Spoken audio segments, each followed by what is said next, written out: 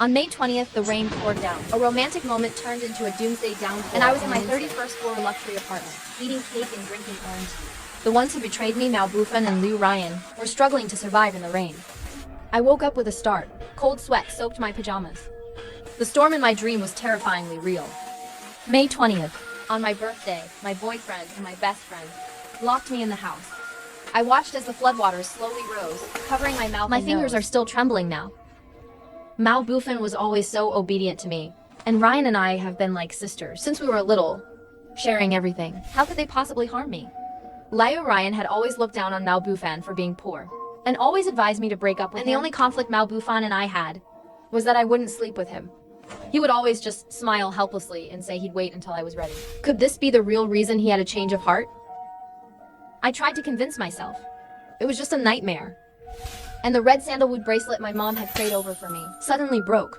The beads clattered to the floor. I've worn this blessed bracelet for 10 years. And it's never had a problem. Now it's broken. My heart sank. Just then, my phone vibrated. It was a text from my boyfriend, Mal Bufan. Silly girl. Tomorrow is your birthday. Your handsome boyfriend will personally cook a feast of delicacies for you. Why don't you bring Ryan along? He says he'll just eat and not talk. The content and tone of these 3 messages, even the punctuation, were identical to my dream. This was definitely not a coincidence. I narrowed my eyes. Since God had given me this dream, I decided to trust it this once. I immediately rushed to the supermarket and started frantically stocking up 2 boxes of compressed biscuits, 2 boxes of each kind of canned meat, a full 10 boxes of mineral water, and seasonings, freeze-dried fruits and vegetables, paper towels, sanitary napkins, 200 pounds of rice, instant noodles, freeze-dried vegetarian food, cured meat, snacks. I even got a fire axe and a flashlight. I didn't forget common medicines either. The world-destroying rain in my dream was said to last for 6 months. It was coming tomorrow. I had to act immediately. Fortunately, my parents doted on me. Right after graduation, they bought me a 35th floor penthouse apartment.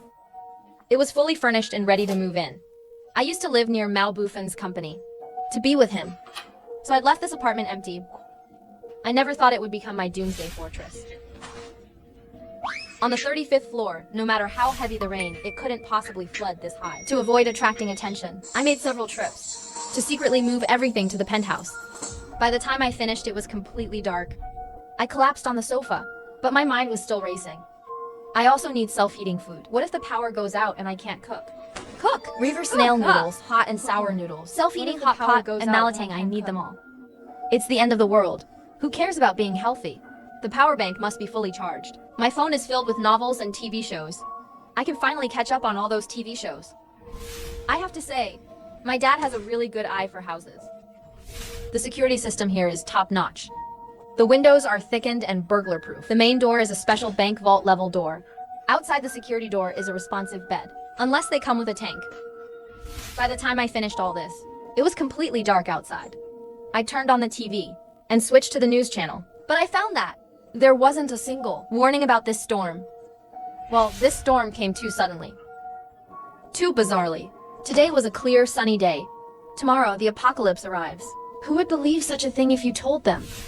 Just as I was thinking about my dream, my phone dinged. Me, Mal Bufan, and Liu Ryan's group chat popped up with a new message. Liu Ryan, Mal Bufan just called to remind me that tomorrow is your birthday. Wait for me. I'll definitely make you a big cake tomorrow. It was exactly the same as in my dream, word for word. My stomach churned. I just turned off the screen. Too lazy to look. I took a hot bath, trying to wash away the bad luck. Just as I finished drying my hair, Mal Bufan's call came through. The 3 words on the screen were glaringly bright. Where have you been so late? Why aren't you back yet? His voice was still gentle. My mind raced. My voice calm. My mom misses me. I bought a last-minute ticket to go home and see her. On the other end of the line, Mal Bufan's voice was cloying. Oh, is that so? Then you should spend some good time with our mom. When you get back, I'm going to have to punish you, you little rascal. His overly sweet tone didn't bother me before. But today it made my skin crawl. One gave a few perfunctory replies and hung up. Listening for another second felt dirty. But what's strange is, usually when Mal Bufan and I are together, Liu Ryan's messages come in like a barrage. Today I've been busy all day, and she's been as quiet as a mouse. Could it be that she's with Mal Bufan right now? Busy having an affair? The thought made me sick. The next day, I was woken up by a clap of thunder. Outside, the rain was already pouring down. The sky was filled with dark clouds. It really wasn't a dream. My phone showed it was already afternoon. I was up all night moving things. And I also told my family about stocking up on supplies. After I finished, I slept until now. Dozens of missed calls on the screen. Luckily, my phone was on silent. Otherwise, I wouldn't have slept well at all. The property management group chat had already exploded. Urgent notice. Dear homeowners, the Meteorological Bureau has issued a red alert for heavy rain. Rainfall will exceed 100 millimeters within 3 hours and will continue. Please take precautions. And with Mao Bufan, Liu Ryan's group messages were blowing up. Liu Ryan was still acting. Xiaodi, where are you? Didn't we say we'd celebrate your birthday today? Mao Bufan then sent. Xiaodi told me yesterday that she was going home to be with her mom. Maybe she hasn't come back yet.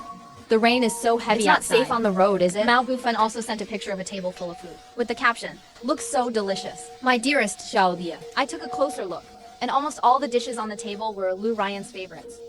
Not a single one was spicy. And I happen to love spicy food. I remembered the exact same scene in my dream. The same table of food, but the same table of food, chopstick, not knowing where to reach. In the end, I could only down glass after glass of wine, getting myself completely drunk. My phone was still vibrating nonstop. Your friend poked you, popped up like crazy. Liu Ryan even said, "Zhao Di, say something. If you don't reply, we're calling the police." Call the police? My heart skipped a beat. No. I can't let them discover my secret of hoarding supplies on the top floor. I have to reply. I quickly typed, "I'm at my mom's." I stayed up all night watching dramas, so I just woke up.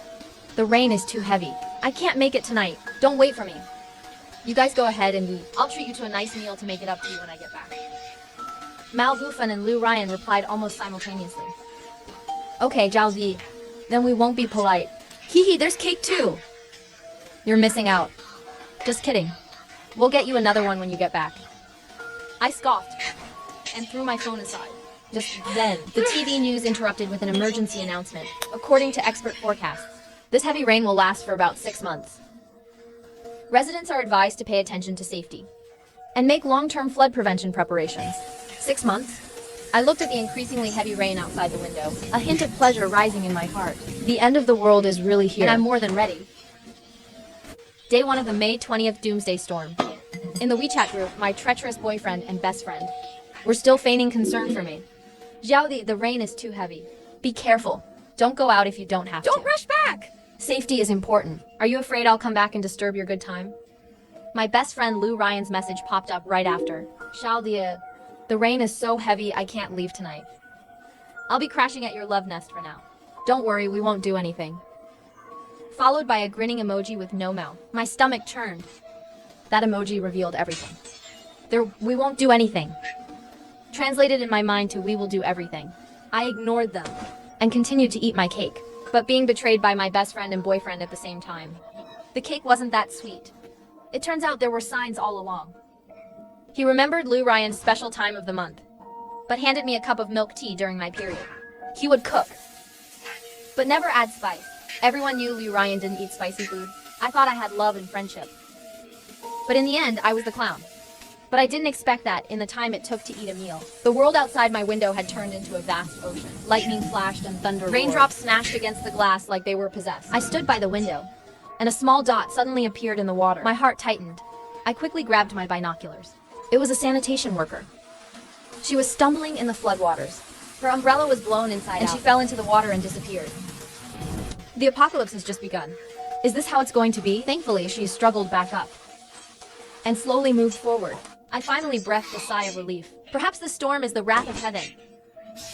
But the most innocent ones, ironically, are always these ordinary people who are desperately trying to survive. On the evening of the 3rd day of the apocalyptic downpour, the lights of the entire city went out. The power went out. I walked to the window and looked out. The floodwater had completely submerged the streetlights. Those low-rise buildings were now just rooftops floating on the water. I quickly found the generator, intending to supply power. Just as my hand was about to press the switch, I suddenly stopped. The building opposite was completely dark. If I turned on the lights now, wouldn't this place become a beacon in the night?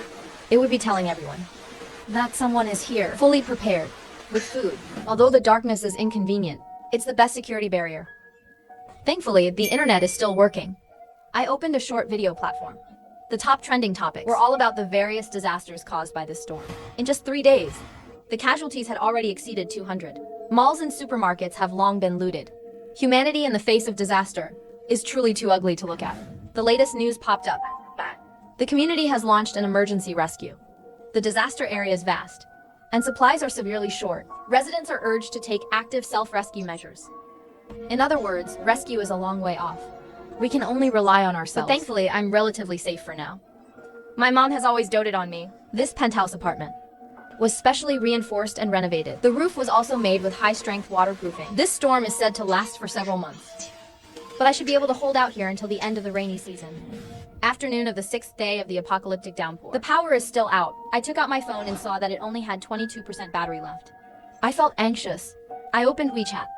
Mao Bufan actually sent a picture. It was of our former home. The murky floodwater had already covered the floor, reaching the corner of the bed. All sorts of debris floated on the water. It was a complete mess. He's still frantically tagging me. What do? We can't stay here anymore. The water has reached the 2nd floor. Xiaozi, are you still at your mom's? I watched with cold eyes, not replying. What did he say in my premonition dream? Yali might know we're in trouble. We can't just let her out. Ryan, I got close to Xiaozi, only to be more brilliant with you. But his next message came again. Xiaozi, I just called your aunt. She said you're not there at all. Where are you? Hurry up and say something. He seems very anxious. But just at this moment, Lu Ryan jumped out. I know. Xiaozi, are you in the Bohai neighborhood? The one your dad bought for you before. The penthouse apartment. My heart sank. It sank to the bottom. When my dad bought this apartment, he called and told me about it. And Lu Ryan was right there. My mouth is too fast. I actually told her. It's been so long. I almost forgot this deadly detail. Lu Ryan's new message popped up again. Xiaozi, don't worry. Bufan and I have already borrowed a small dinghy. We're paddling over to the apartment to find you now. You have to open the door for us. We're in desperate need of your help right now. In dire need of assistance, those 4 words. She typed them with such entitlement. My scalp tingled. I rushed to the door to check. Thankfully, the security door was extremely sturdy. I breathed a small sigh of relief, but my heart was still pounding. I went back to the bedroom and slammed the heavy curtain shut, completely isolating myself in darkness. If they want to come, let them. I'm not opening the door. Knock, knock. A frantic knocking woke me from a light sleep. Knock. They're here. I tiptoed to the door and peered through the peephole. They were soaked to the bone. Having climbed 35 floors, I couldn't tell if it was sweat or rain dripping from their heads. A puddle of water had formed at their feet. The body leaned against the wall. Lu Ryan's lips were purple, and she was shivering uncontrollably. Mao Bufan seemed very agitated. I've been knocking for 10 minutes. Why isn't Xiaoda opening the door? Xiaoda, open the door. Still throwing a princess tantrum at a time like this? Open the door. No matter what I do. He always thinks I'm throwing a princess tantrum. Liu Ryan is the gentle and understanding one. Mao Bufan quickly lost his patience and kicked the door hard. With a loud bang, the door didn't even budge. Lu Ryan comforted him softly. Don't be angry. Let's just stay here for now.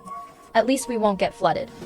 Then, as I watched, they hugged tightly in the dim, filthy hallway and started making out. My stomach churned. I almost threw up. They were so dirty. How could they still kiss? So this is what they look like when they're cheating on me. True love, huh? Not even the apocalypse. They were talking in low voices, not noticing the red dot of the security camera blinking in the dark. Yes, I installed a camera and a recording device outside the door. In the apocalypse, safety comes first. The next day, Liu Ryan had a fever. Looking through the peephole again, he was all curled up in the corner, moaning, shivering all over, his face flushed red. Mao Bufan sat beside him, helpless. My gaze swept over the first aid kit on the coffee table. There was fever reducer and anti-inflammatory medicine inside. I silently pushed the first aid kit further into the corner. Why should I give it to him? At first, Mao Bufan tried to soothe him with his coat. But Lu Ryan was delirious with fever, unconscious, and irritable. She slapped Mao Bufan across the face. It's so unlucky to be with you. If I had stayed with Xiao Yan, I'd be eating and drinking well inside right now. Why did I ever get involved with you in secret? Mao Bufan was stunned, half of his cheeks swollen and red. He was silent for a moment, but still humbly and softly coaxed. Ryan, Just bear with it a little longer. Maybe the fever will break in a couple of days. I still have half a piece of bread left. We can only eat it if we're really desperate. In my memory, Mao Bufan was always the warm, kind type. When did he become so humble? What did I even see in him back then? Liu Ryan ignored his attempts to console her and sat with her back to him. Suddenly, the door of the opposite apartment creaked open, and a man walked out. His eyes greedily scanned Liu Ryan. Mao Bufan tried to stand in front of Ryan, but the man pushed him aside. The man spoke. "Hey, beautiful. Let's get to know each other. You don't look so good. I have food and medicine at my place. Why don't you come with me? I guarantee you'll be comfortable." His words were so blunt they were outrageous. Mao Bufan's face flushed red instantly. He shouted, "Who are you? How dare you try to hit on my woman?" Who would have thought that in the next second, Liu Ryan, with a flushed face, gently placed her hand in the man's palm, letting him wrap his arm around her waist and lead her into the room. Mao Bufan couldn't believe it. He asked her why. Liu Ryan turned around, her eyes resolute. "It's pouring outside. The water has reached the second floor. We can't go back. We've knocked on so many doors and no one has opened. In a disaster, survival is the most important thing." The door shut quickly, leaving only Mao Bufan standing outside alone. Soon, the smell of food wafted from across the hall. A hungry Mao Bufan perhaps understood what had just been said. He actually knocked on the opposite door, begging in a low voice, "Big brother, can you spare me a couple of bites? I was wrong just now. I'll give you money. My girlfriend has money. I'll have her transfer it to you." I'm not even around. And he's still thinking of getting something out of me. But no one inside paid him any attention. Instead, some strange sounds could be faintly heard. Mao Bufan instantly understood what was happening inside. He was trembling all over, his eyes gradually turning crazed. Finally, he grabbed the fire extinguisher from the corner and started smashing it against the opposite door. 1, 2, 2, 3 times. However, it was all in vain. The only response he got was the even more unbearable noises from inside. Mao Bufan finally broke down, collapsing to the ground. I was eating my self-heating hot pot, watching the good show on the surveillance screen. The chopsticks in my hand suddenly stopped mid-air. This plot is more exciting than the most cliché drama. Liu Ryan actually traded herself for a chance to live. She was cheating on me with Mao Bufan, and then she abandoned Mao Bufan to survive. I put down my bowl and chopsticks and quietly pulled open a corner of the curtain. The storm outside was like someone had opened a giant floodgate in the sky, pouring down frantically. What was even scarier was that the water level downstairs had risen again, already reaching the 8th floor balcony. And it's only the 7th day. The messages on my phone are getting fewer and fewer. Widespread power outages. Social media platforms are flooded with pleas for help. Someone shouted that their daughter had a fever and needed medicine. That they had been out of food. Someone else said their loved one had gone out to find food and never returned. But almost no one responded. I looked at the room full of supplies and glanced at my phone with 1% battery left. Only then did I feel a little at ease. A gentleman is not guilty, but his wealth makes him guilty. I know this better than anyone. Before going to bed at night, I habitually checked the surveillance. But I saw Liu Ryan reach out from the crack in the door and throw a few pieces of fruit and rice balls to Mao Bufan. Just as he was about to close the door, Mao Bufan suddenly sprang up, grabbing the door frame tightly. "Are you crazy? I was kind enough to give you food and you're trying to force your way in?" For example, Yan screamed and pushed the door hard. The door finally closed. Mao Bufan turned around silently, grabbed the food on the ground and started chewing with a crunching sound. I stared at the screen and saw the hatred in his eyes. The warmth of the past was completely gone, replaced by a cold, murderous intent that sent a chill down my spine. Is this still the same gentle and considerate Mao Bufan I knew? It's been a month since the apocalyptic rain. The first thing I do every day is to check the roof. No matter how well the waterproofing is done in a high-rise apartment, it can't withstand days of heavy rain. 3 leaks in the roof kept me up at night. I took out waterproof glue and sealing strips to carefully patch them up. For the areas I couldn't handle, I had to pile thick quilts on the leaks. This barely solved the problem. After dealing with these, I would reward myself with a bowl of self-heating hot and sour noodles filled with hot pot balls and freeze-dried vegetables. Outside, it was the apocalypse, but I was enjoying the cool breeze of a small electric hot food and watching downloaded movies. This strange sense of peace made me feel both fortunate and a little guilty. After showering, I didn't dare to use the hairdryer. The sound would be too loud and would attract the attention of Mao Bufan outside. That guy was like a ghost, wandering around the 30-something floors, knocking on every door, begging for food. I can only rely on the small electric fan to slowly dry my hair, and then lie on the cool mat to sleep. In my dreams, it's still the endless sound of rain, but the residents downstairs are not so calm. From time to time, there are sounds of impact, shouting, and quarreling. Some people even extended fishing rods from their balconies, fishing for supplies in the sewage below. The rain is getting heavier and heavier. Despair is swallowing the city like a flood. It's been 3 months since the apocalyptic downpour. I was scrolling through social media trying to get information from the outside world, but a post made my blood run cold. There's only one bag of biscuits left at home. Then another. Mommy woke me up and fed me a piece of meat. It was delicious, but I haven't seen Meow Meow for a long time. Mommy is lying down and not talking anymore. What's Daddy doing? I gotta eat meat again. My fingers trembled. I threw my phone down and ran to the bathroom, vomiting until I was dizzy. In the child's innocent words, hid a terrible truth that I dared not think about. I leaned against the wall, tears streaming down my face. This is the truth of the apocalypse. It's much darker than I imagined. The Malboufen in the surveillance footage is a typical example of human distortion. He is now so thin that he is just a skeleton, sitting on the steps of the 35th floor like a walking corpse, waiting for Liu Ryan's charity.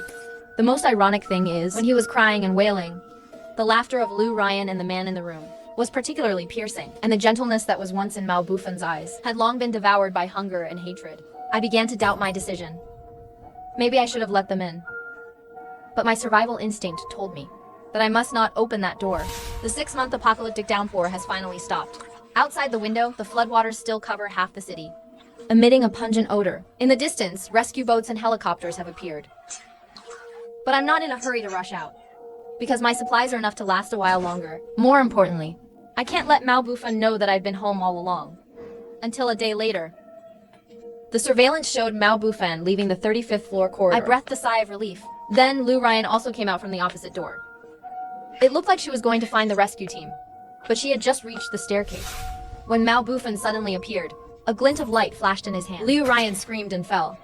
The color of the water beneath her changed. I watched the monitor, covering my mouth to stifle a scream, my body trembling. Just then, my phone vibrated. It was a WeChat message from Malboufen. Xiaodi, are you okay? The rescue team has arrived. I'm safe. What about you?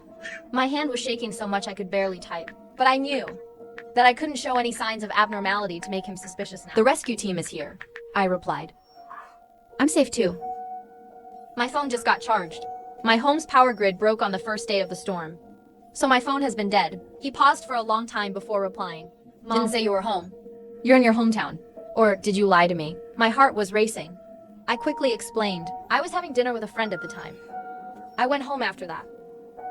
I might have missed it. Malboufen was silent for a moment again. Xiao, where are you? I'll come find you. I miss you. I suppressed my nausea and replied, I'm still at my mom's. I'll be back to see you in a while. Okay, I'll wait for you. Putting down my phone, I was covered in a cold sweat. How long could this lie deceive him? If he finds out I've been hiding it from him all along, witnessing his most boucan and twisted side. But when I think about what he did to Liu Ryan, will I be next? The apocalypse is over, but I still don't dare to leave my 35th floor apartment. I'm constantly on edge, until the doorbell rang. It was my parents. Seeing them, I couldn't control my emotions anymore. I burst into tears and threw myself into my mother's arms. Mom held me tight and said, my darling, it's a good thing you told us about the storm. That's why we immediately went to our old house on the mountaintop. There are plenty of supplies there, and the water couldn't reach that high. I told my parents everything about Malboufen and what I had seen through the surveillance camera. I told my parents everything. My parents prioritized my safety and decided not to alert Malboufen for now. When the time is right, he will pay the price. Afterward, I went back to my hometown with them. During this time, Malboufen kept sending me messages. I always told him I was still in my hometown and hadn't returned, but I had already contacted the police and submitted the crucial evidence, the surveillance footage from the 35th floor that recorded him attacking Liu Ryan. The evidence was irrefutable. Malboufen was quickly arrested and sentenced to life in prison. Out of a complex and indescribable emotion, I went to see him once. Through the thick glass, his eyes were filled with madness. Xiaodi, I love you. I was forced to become like this. It was Liu Ryan who seduced me. She deserved it. Can you wait for me to get out? Even at this point, he still shifts the blame, unwilling to admit how twisted and rotten he is. I said calmly, I'm afraid you won't be getting out. Then I leaned closer to the glass, and in a voice only he could hear, I said, during the storm. I was in the top floor apartment the whole time. He was instantly terrified, his lips trembling, but he couldn't utter a single word. Seeing him like this, there was no more hatred in my heart, only pity. I got up and left, without looking back. When I got home, my parents had prepared a full table of food. to celebrate our family's survival after the disaster. After that, I actively participated in the reconstruction of my hometown and the city. Seeing the devastated city gradually restore order and life blossoming again, I truly believed that the terrible apocalypse was finally over.